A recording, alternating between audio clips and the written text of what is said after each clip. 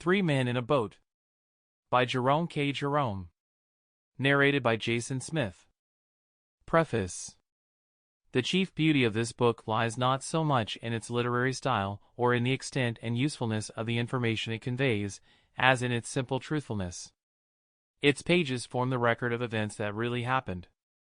All that has been done is to color them, and, for this, no extra charge has been made.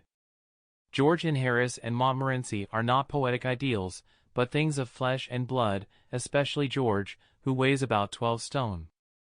Other works may excel this in depth of thought and knowledge of human nature, other books may rival it in originality and size, but, for hopeless and incurable veracity, nothing yet discovered can surpass it.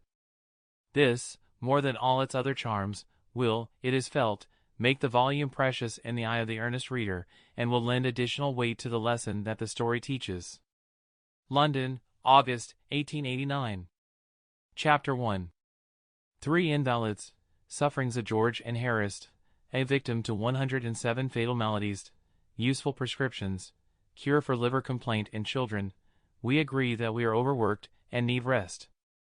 A week on the rolling deep, George suggests the rivered. Montmorency lodges an objection. Original motion carried by majority of 3-1.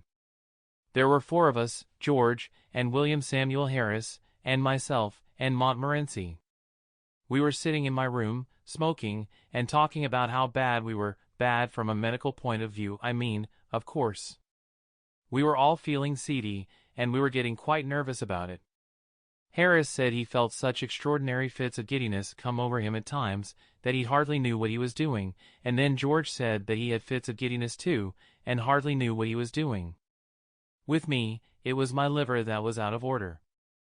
I knew it was my liver that was out of order, because I had just been reading a patent liver pill circular, in which were detailed the various symptoms by which a man could tell when his liver was out of order. I had them all.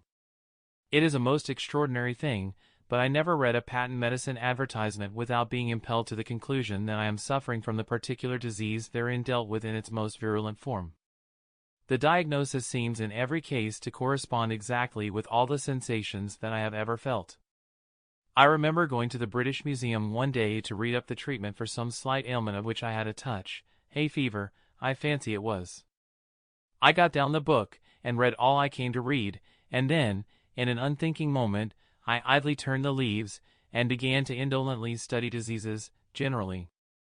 I forget which was the first distemper I plunged into, some fearful, devastating scourge, I know, and, before I had glanced half down the list of premonitory symptoms.